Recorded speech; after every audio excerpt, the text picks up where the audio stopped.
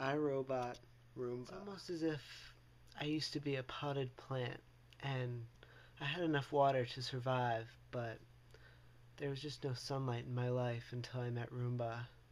And if I were a potted plant and I dropped some dirt on the ground, Roomba would be there. Roomba would be there to sweep it up and sweep it up again.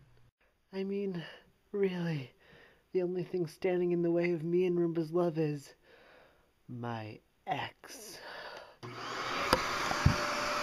Go away! Leave us alone! Leave us alone!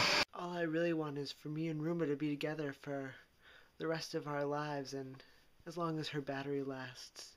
There you are, babe. Come here.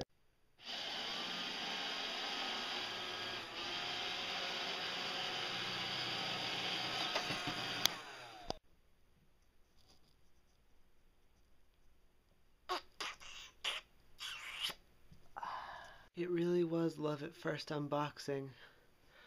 I just know in my heart of hearts that we'll be together forever.